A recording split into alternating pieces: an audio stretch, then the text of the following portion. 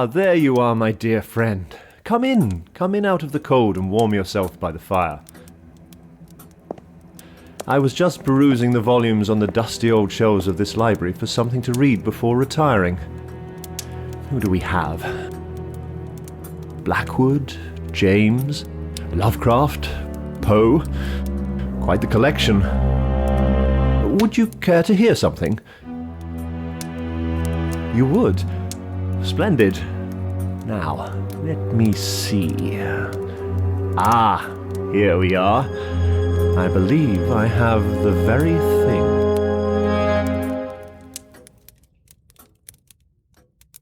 Devo Nodenti by Keris McDonald. Peggy awakes as usual with Eustace squatting on her chest. For a moment the panic of her tangled dreams. Laurel had tried to phone, but she hadn't picked up in time. She was trying to ring back, but she kept getting the telephone number wrong, her fingers stabbing the keys over and over. Back to the start, do it again, 780. For a moment that panic stays with her. She can't breathe. She looks up into Eustace's non-face, looming down over hers as if he's trying to kiss her, and she can't raise her hands to fend him off or even draw breath enough to scream. No. Relax. Just give it a second. Hands first. Her fingers, which have been pinned to the sheets by paralysis until now, wake at last and twitch. They're always the first. Then a heave of her ribcage. She sucks in breath. Eustace tilts his head, black horns silhouetted against the pale bedroom ceiling. One might, if one chooses, read disappointment into that motion. His faceless face withdraws. "Get off me," Peggy whispers. Deferential as ever, he flips backward off her torso and hangs upside down in the corner of the room like a gigantic bat, his long, boneless fingers and toes clutching the plaster cornice. He's much lighter than his black and rubbery bulk might suggest, as she knows only too well. He never crushes her chest when he sits on her, after all, though she does ache all over now as she sits up, just like she aches every morning. The bedsheets are soaked with sweat. She sleeps naked despite her respectable age, just because she hates the feeling of a clammy nightie clinging to her. Peggy gets up slowly, finds her slippers and dressing gown, then pulls all the bedding back to give it a chance to air. Eustace flicks out his long, wickedly barbed tail and begins to trace the tip along the many grooves and lines in his skin. She'd call it preening, if he were a bird. His oil-black form looks like it's been skinned to reveal the intricate musculature, or maybe built from chopped-up car tires.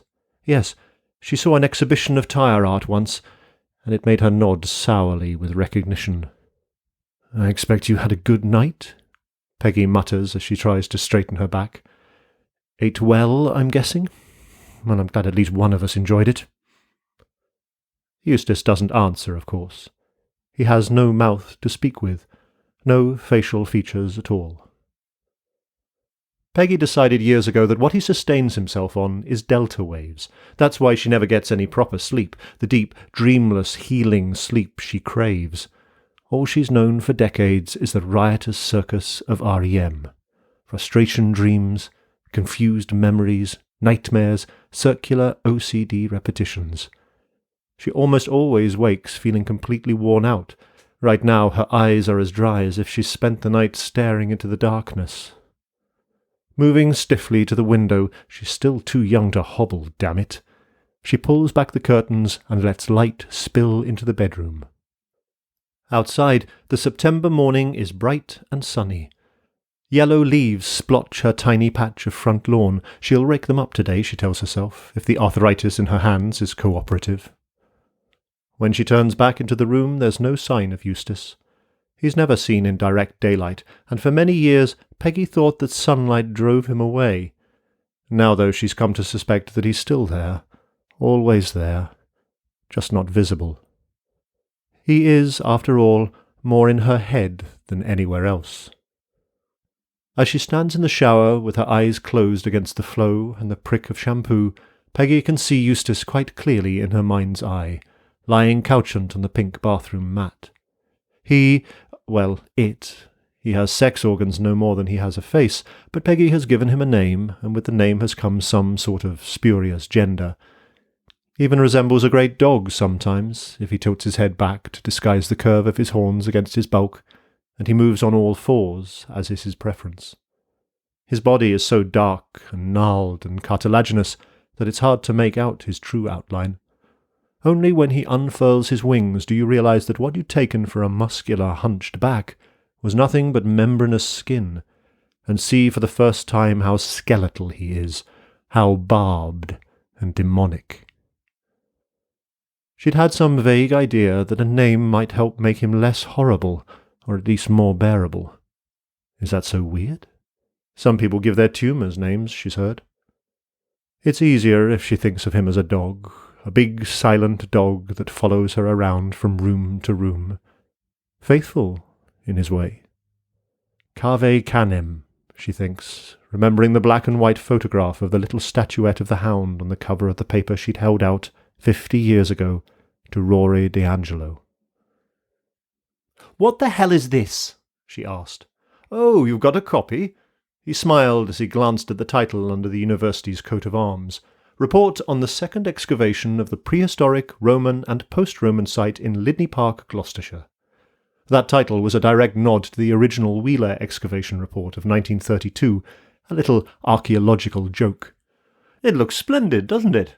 The Society of Antiquaries are printing a précis next month." "It looks splendid for you, Rory. Where the hell's my name in it? I've read every damn word and I don't get a mention." He cocked an eyebrow, bemused.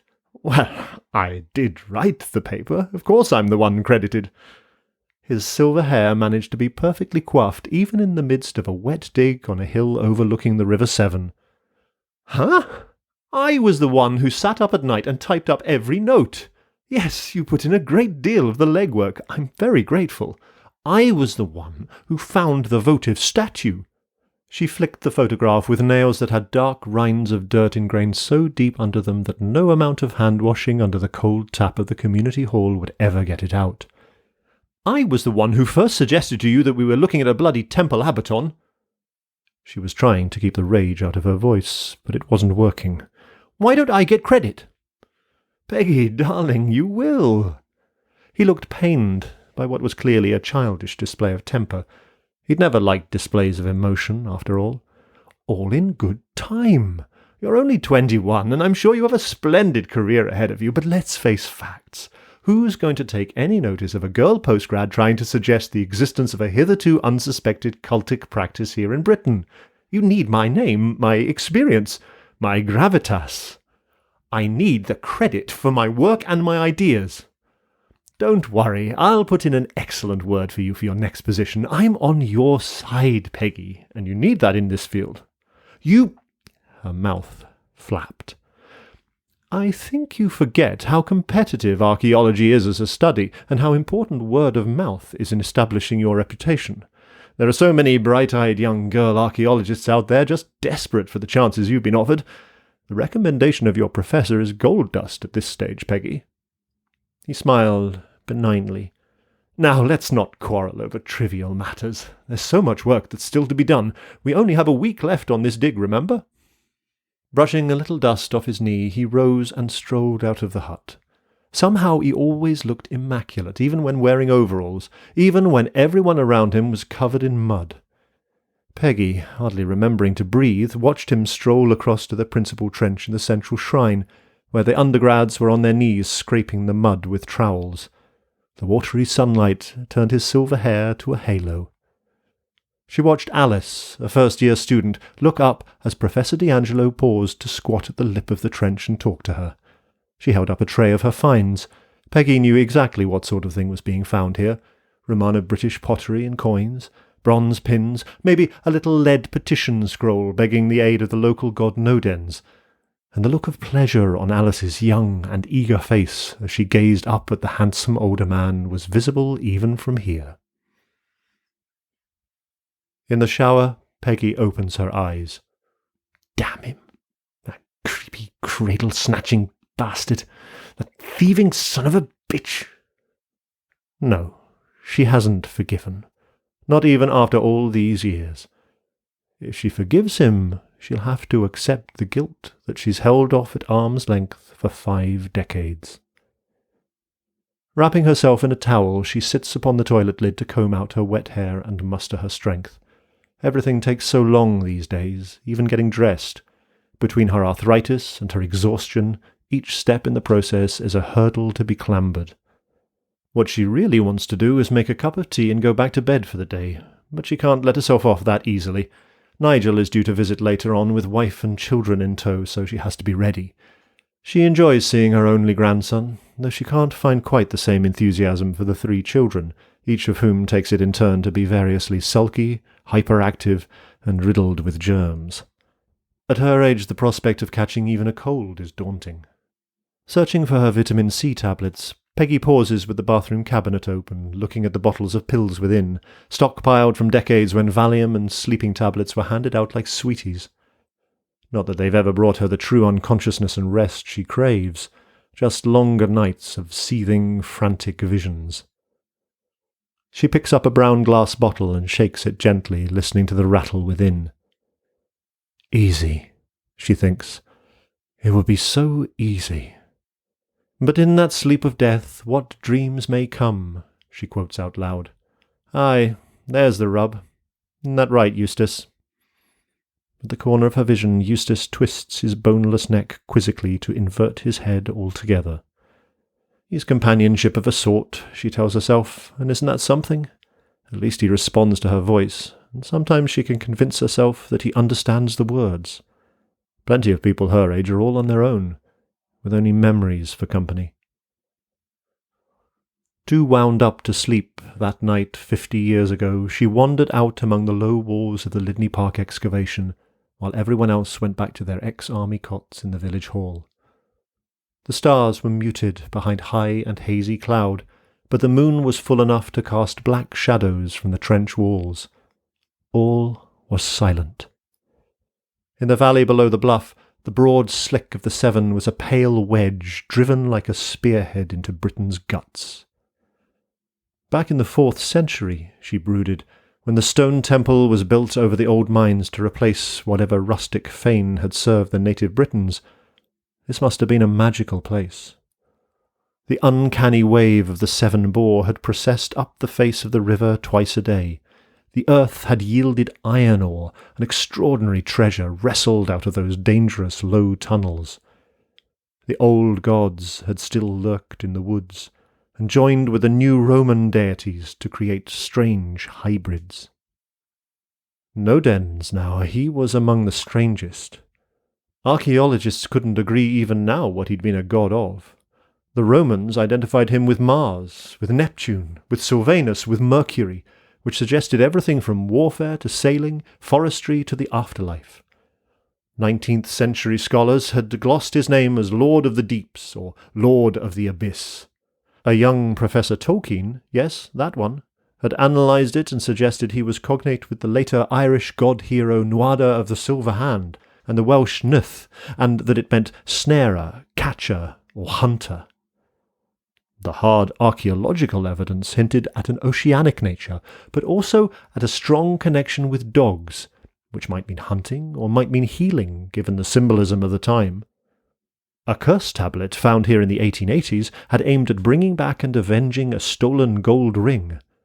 And that long row of little cells right there at the back of the main temple, that was the building Peggy had identified with the famous abaton of the medicine god Asclepius.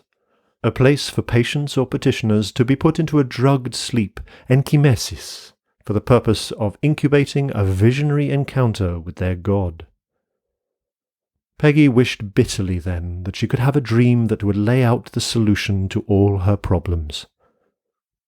"Bastard," she said under her breath, sitting down on a low wall and leaning back against a stone. It felt cold through her canvas trousers, but she didn't care. She'd had a pint of Guinness at the pub, all she could stomach of both the fluid and the company of her fellow diggers, and now she felt heavy-legged and queasy. Tears burned the backs of her eyes. Her anger was a hot stone buried under her ribs.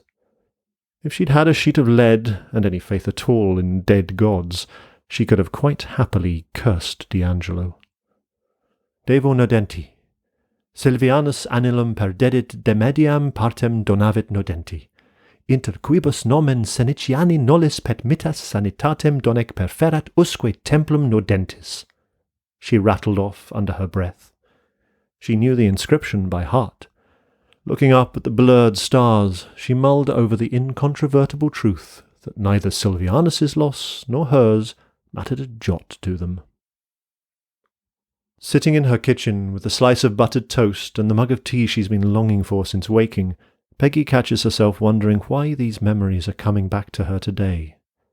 It must be something she dreamt about last night, she thinks, something about the dig, so that all the old scab is picked off and the raw memories exposed to the air again. It's not as if they are ever far from her consciousness. Eustace is an ever-present reminder of that night in 1965 and all it led to. But she does try not to brood. What good does it do, after all? She made her bargain, and she's paid the price ever since. As if hearing his name spoken, Eustace drops down from the central light fitting he's been clinging to, and crawls across the floor to settle in the shadows under the kitchen table. If she moves her foot slightly, she could touch him, she realizes, and she wonders what that would feel like. She feels his weight on her chest nightly, but has never voluntarily touched that skin. It's slightly sheened, as if oily, and she imagines he'll feel cold. He's a creature of the underworld, after all. He even smells like a damp coal bunker. She looked up suddenly among the ruins of Lydney Temple, as if startled, though she'd seen nothing, heard nothing. And there, in front of her, set in the grass, was a door. There had never been any question that she was still awake. Obviously she was dreaming. She recognized the door. It belonged in the street next to her parents' end terrace house in Newcastle upon Tyne. Every other house in that steep street had a backyard with a coal bunker next to the outside toilet, both built of brick. Theirs, however, had a hatch in the street, covered by heavy wooden doors that allowed the coalman to drop the coals straight down into their cellar.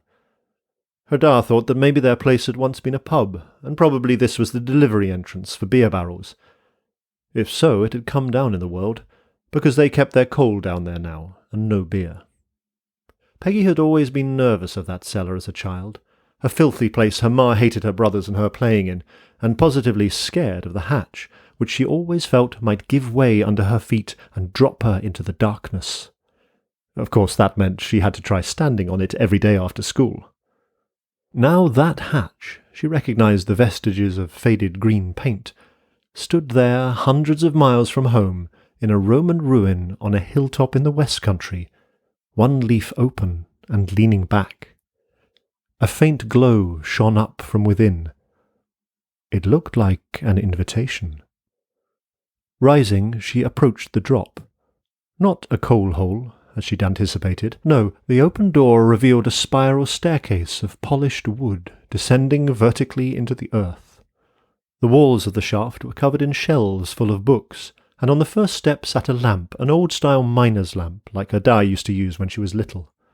That was the main source of the illumination, though there was a faint shine on the shelf edges that suggested a glow from far below. Picking up the lamp, Peggy began her descent. The staircase coiled round, lapping itself, her footfalls clunking on the wooden treads. She glanced at the books, thinking that they seemed familiar. She saw bright modern paperbacks, the kind she liked to read on the train, and bound copies of archaeological journals such as she consulted in the university department. Then a set of worn Dickens hardbacks like her ma kept in the front parlour. No, not like. Identical to. Even down to the torn cloth spine on A Christmas Carol that was her fault. Although she couldn't actually read the faded lettering on the spines, it seemed all mixed up somehow. A Margaret Murray she recalled borrowing from the local library. Yes, lots of library books with inked shelf numbers. And now, further down, 50 steps down, children's books she had long forgotten, but which now stood out like the faces of old friends in a crowd. She recognized the pictures on the covers even though the letters danced out of focus. Alice in Wonderland, of course. What could be more appropriate? Enid Blyton, the Princess and the Goblin, a rare, treasured golden-era Perrault's fairy tales that her ma had read to her at night. Peggy pulled this last one out of its shelf and tried to flick through, but although the colour plates were there just as she remembered, the text was blurred beyond legibility. Of course, she told herself, you can't ever read in dreams. She replaced it carefully in its slot, because the blackness at the back of the shelf and the cold draught blowing out of that hole was oddly unnerving. Then she took the last turn of the stairs, and that warm glow that had been growing all through her descent, rendering the lamp more and more unnecessary, made her blink. 70, she said to herself, not even sure why she'd been counting. She was standing in a broad cavern with walls of rough-hewn rock and a floor of marble so highly polished that for a moment she thought it was glass. In the centre of the floor was a wellhead, from which a column of flame rose, twisting like a tornado. The fire flickered from red to yellow to violet as it burned, and it took a few seconds for her eyes to adjust. From either side behind the flames stepped two tall men. They were dressed in tunics of white linen with broad pectoral collars of blue beads. Both sported long, stiff beards dyed blue, both had their heads shaved bald, and their eyes heavily outlined in kohl. Peggy had never seen men wearing eyeliner before, at least not outside a historical illustration, and she found either their makeup or something else about them deeply disconcerting. Egyptian, she guessed, or Roman, she couldn't tell. Romano-Egyptian priests. What is this? "Peggy Ann Connings," said the first man, looking her up and down as she frowned. "What are you doing here, child?" asked the second. I don't know," she muttered. She'd spotted what it was about them that she didn't like. The column of flame threw their shadows up the walls of the cavern, making them dance and loom. But the heads of those shadows did not match the heads that cast them. They weren't shaven. They weren't even human. "What did you come here for?" She bit her lip, trying not to stare at the shadows. His black eyes bored into hers, and he was so close now that she could see herself reflected in them. That silly little backstreet girl with her grammar school education and her scholarship grant and her fake aspirational accent. The girl who'd let herself be charmed and used and then dropped like an empty chip paper. The girl who'd reached out for the ladder up and found it snatched from her reach. "Justice," she said, licking her dry lips. "I came here for justice." "Just us," Nigel cries merrily as he opens the front door. "Hello, Gran." Peggy happily accepts their greetings, as the kids push into the house and run round checking out the dusty collection of weird stuff, Malaysian masks, Burmese puppets, anthropomorphic Peruvian pots, that makes visiting the old lady bearable. Nigel looks jolly, and Andrea looks mildly harassed as ever. For years Peggy thought he'd never marry. It wasn't good for a boy to be brought up by his grandmother, and no matter how hard she tried, she'd berated herself. But he somehow pulled it off at the final moment. He seems to thrive on fatherhood, she is relieved to see. She has no worries about anyone spotting Eustace. He's only a figment of her imagination after all, so they never notice him. As they all settle down for a drink and a chat, he drapes himself across the top of the big dresser as if watching with his non-eyes. His long and wickedly spined tail hangs down like a cat's, twitching gently. After a cup of tea, Nigel loads Peggy and the children into the car and takes them out to the shops, while Andrea stays behind to give the house a bit of a clean, an arrangement that suits everyone. Gaps in the buildings give them glimpses as they drive on the Clifton suspension bridge over the Avon Gorge, and the brick towers and graceful Victorian span catch the children's attention. "What's that? What's that? Can we drive over it, Dad?" "No," says Nigel firmly, casting Peggy a worried look. "She told me she could fly. In her dreams," Peggy murmurs. They spend an hour looking at home furnishings and toys in the big warehouse store, where Peggy buys birthday cards and a new washing-up bowl. Then they eat lunch in a burger bar chosen by the children, much to Nigel's embarrassment. "It's fine, Nigel dear, don't worry," Peggy reassures him for at least the third time. "I don't mind where we eat." It isn't like she has much appetite these days, anyway. She steals a glance around the cafe, wondering if Eustace has come out with them. It's much harder to see him outside the familiar confines of home, she's discovered, but he's still there. "I drawed you a picture, Granny," announces Beau, the youngest great-grandchild, hard at work with the free kids' meal crayons. "That's lovely."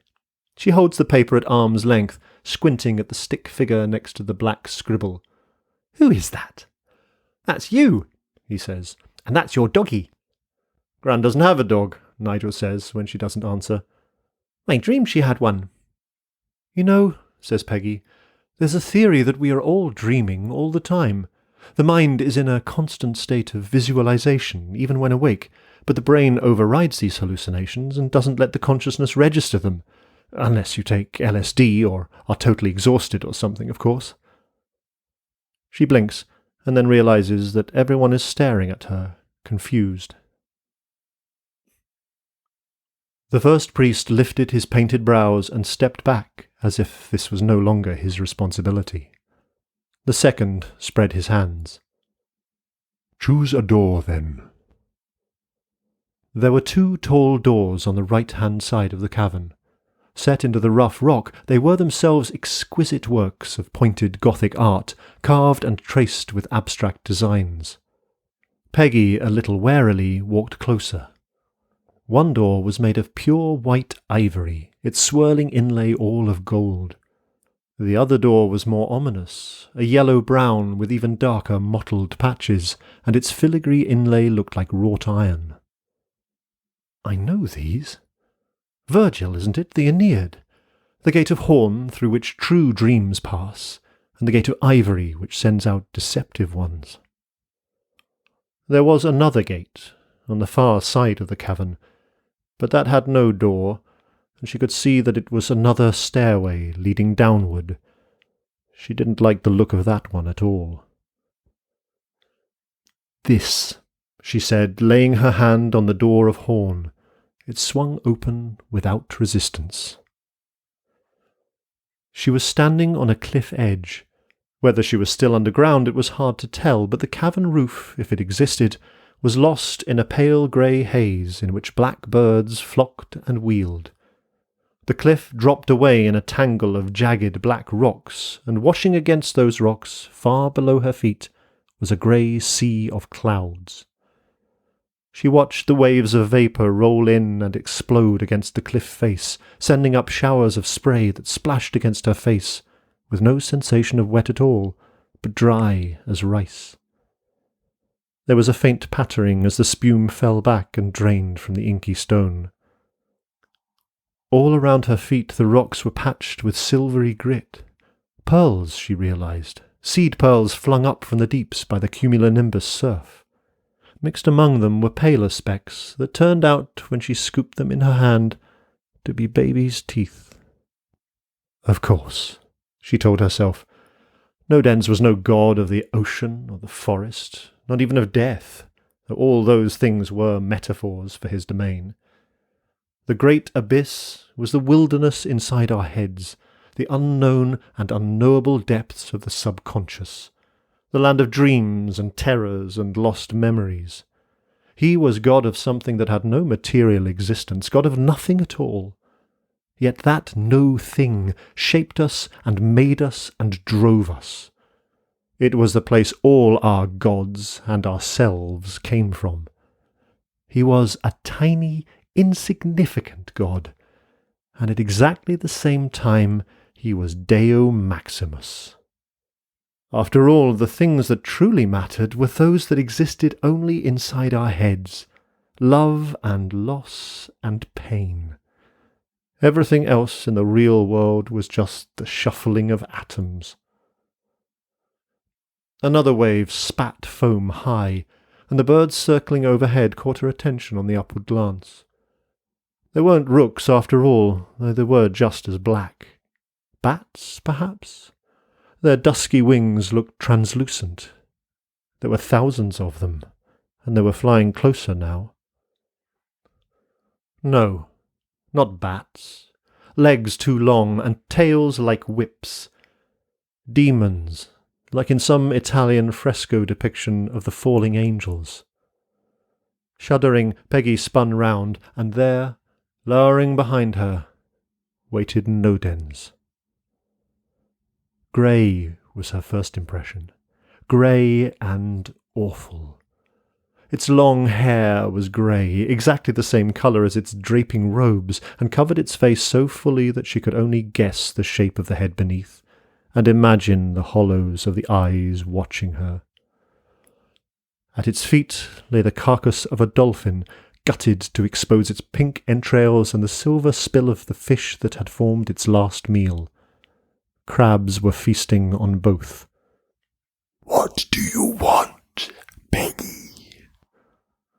Nodens' voice was a whisper, a trickle of shale fragments on a barren scree slope. Then she realized that the hair, just like the silks, was nothing more than cobweb, layer upon layer of the stuff, thickly coated in dust. Those drapes were neither hair nor robes, and the true form of that hunched and shrouded figure was something she suddenly did not want to descry.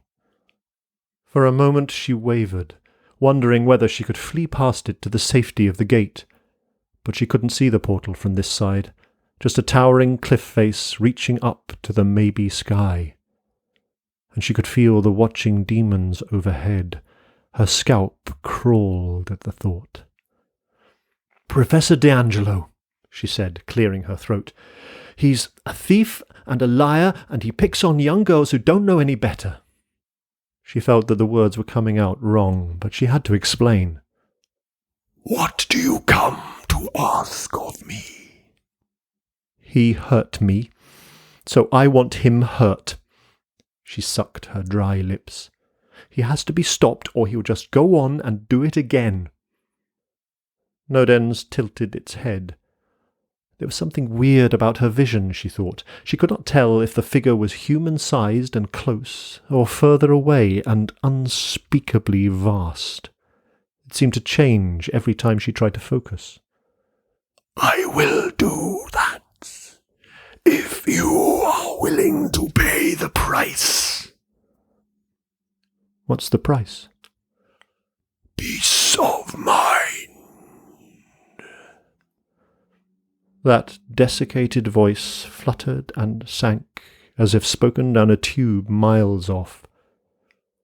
"You will always remember what you did, and you will never sleep easy."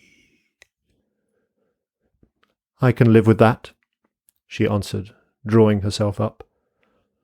"You will have to for many years. Now go home." "We should go home now," says Nigel, gathering up Beau's crayons. "I promised to fix that porch light today, didn't I?" They drive back, and Nigel fixes the back porch light while the kids run around the overgrown garden. "This is really too much for you now, Gran. You should hire someone to take those shrubs out and put in a nice patio." And Andrea hangs the laundry out.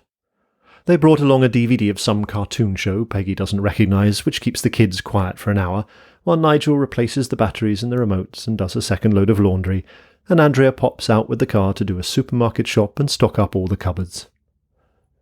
Peggy is grateful for their kindness, but exhausted. She finds herself wanting to sit in her armchair in front of an old movie, with just Eustace crouched on the rug or hanging in the corner of the room for company. The noises of life and youth are too much these days. Shrieking and squabbling voices make her head spin. Had she misheard Nodens? She sometimes wonders wryly. Had he said, "peace of mind," or "a piece of your mind"? "I've got something to show you, Gran," Nigel tells her with a smile. He's holding out his laptop computer like a silver tray. "Take a look at this." Peggy has never bothered with owning a computer, though she does have a smartphone, which she'd been bought for Christmas and barely used. She sits with Nigel at the kitchen table and watches with what she hopes is proper enthusiasm as he opens up browser windows. "This is Wikipedia," he tells her. "Do you know what that is?" She shakes her head. "It's an online encyclopedia. There are literally millions of articles on every subject you can imagine here in hundreds of languages. Anyone can access it, and anyone can contribute to it. Well, sort of. You have to prove you know your stuff and cite sources and back up your arguments. But it means there's not just a handful of people telling us what we should think about a subject. There are millions of people all over the world sharing their knowledge. The Encyclopaedia Britannica's dead in the water, Gran. This is the future of information sharing. Now, look at this." He clicks on a star. A new page opens, headed Lydney Park Excavations. It's divided into several subsections. The Mortimer Wheeler dig in the 1920s, the Casey et al. Excavation in 1980 to 81, and between them, to Peggy's alarm, a couple of paragraphs on the D'Angelo digs in 1963 to 5. She doesn't want to look. "Is the text big enough for you, Gran?" Nigel asks, doing something that makes the screen zoom in. She has no excuse. She scans the first few sentences, and then comes across one that makes her heart cram into her mouth. D'Angelo's postgraduate assistant, Peggy Connings, was the first to identify the range of buildings behind the temple as an incubation, Greek abaton, a place for guests seeking divinatory or healing dreams. "Oh," she says. She can feel her pulse racing. "Really?" "Yep. Everyone can see it now, Gran. Everyone in the world." "That's—" She passes her hand over her face.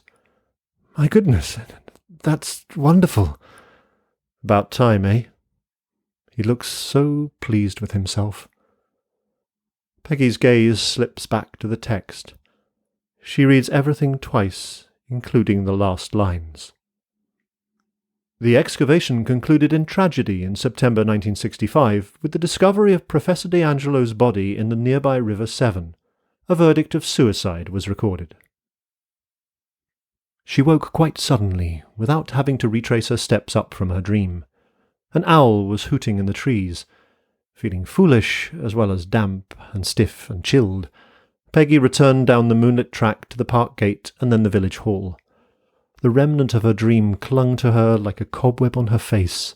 No matter how much she tried to brush it away, she could still feel it.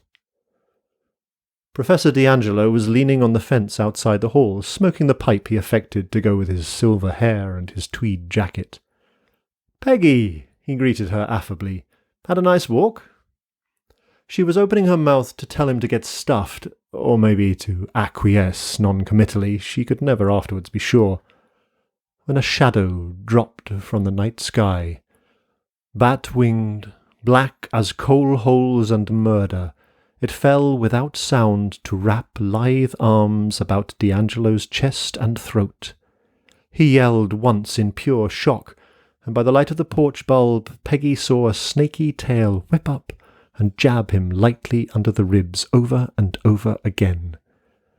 God, she knew how horrible it was to be poked there. It might not actually harm, but it was an assault that tore the breath away.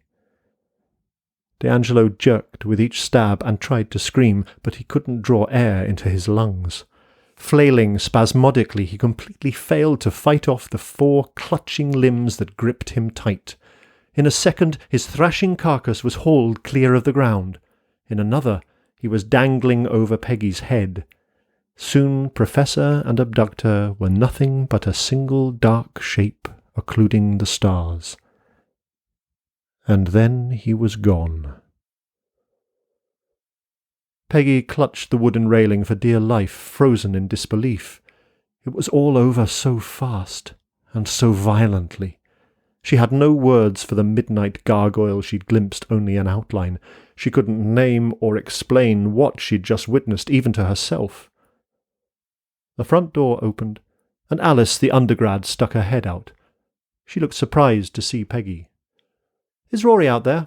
she asked. "He, Stunned, Peggy pointed toward the park. Her voice sounded like it belonged to a stranger. "He went off that way." What on earth for? Wrapped in her candlewick dressing gown, her arms tightly folded, Alice edged out onto the porch. He just came out to check the weather. We were talking about 4th century architecture. Where's he going? I haven't, said Peggy. Faintest idea. Gran? Nigel breaks the long silence humbly, dropping his voice so as not to disturb the kids in the next room. I hope you don't mind me asking. Was Professor D'Angelo my grandfather? For a long time, Peggy does not answer. She moves only to blink. Then at last she nods. Yes. And I knew. I carried Laurel with me down those steps into the cave. I took her into the presence. He was a real piece of work, that man. Very charming, but unscrupulous. Nigel lets out a long breath that sounds like a sigh. Conscience pricks Peggy. Your mother was nothing like that, of course. Don't think that, dear. She was... She shakes her head in wonder. She was quite extraordinary. Such an imagination. Not like me, eh? No. Nigel is quite the opposite to his mother. Staunchly prosaic. He never even reads novels, only non-fiction. Gifted, that's what the doctors called her. Even as a small child, she would tell the most incredible stories. Oh, sailing on a riverboat through a city with golden towers and riding her elephant to jungle palaces made of ivory and chalcedony. I don't know where she even got that word from. It's not like she could have read it anywhere. She can feel a wobble in her throat as she speaks. She'd talk about sunsets, Nigel, and the way the moonlight made a path across the bay to the mountains beyond. Though she'd never seen the moon, or the sun. She must have heard it on the radio, I suppose. She never had any use of her sight, the doctors assured me. Nigel puts his hand over hers and squeezes. It's all right, Gran. Don't get upset.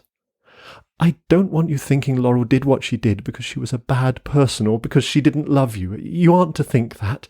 She was a beautiful, loving girl. I know. Postnatal depression is just a thing, a terrible, random thing. She said she couldn't sleep anymore. I think that was what broke her. I tried my best to help. It's not your fault, Gran. Isn't it? She swallows and sniffs back the tears. She was too good for this world. She wasn't meant for it. That's what they say, isn't it? That only the good die young. He pats her hand, straining for jocularity. Well, I hope that's not true, because you must have been terribly wicked in your day then. She tries to smile, but has to turn her face away so he can't see the look in her eyes. When the family depart at long last, she swallows 2 aspirin for her headache and takes herself off to bed with a warm cup of Ovaltine, a lifelong ritual that borders on addiction. Eustace slithers out from beneath the wardrobe and hops up to squat like a gargoyle on the counterpane. His face is an inscrutable darkness. The first to identify the range of buildings behind the temple as an incubation, she muses out loud. It's all up there on the internet for the world to see. Millions and millions of people. Smiling, she twists the cap off the little brown glass bottle, ignoring the twinges of arthritic pain, and spills the pills out into her palm. I think I'm ready now, Eustace. After swallowing all the sleeping pills one by one with sips of the milky, malty drink to wash them down, she lies back against her pillows. Eustace looms forward over her supine form, not quite touching her, his horned head blocking out the evening light. She reaches up and touches him for the first time. His skin is oily beneath her fingers, and it flicks at her touch, almost as if he's shocked. He feels neither warm nor cold. All in my head, she reminds herself, closing her weary eyes. Good boy, she whispers. letting her hand fall back to rest upon her ribs. He waits, patient as ever, as she drifts off into a doze.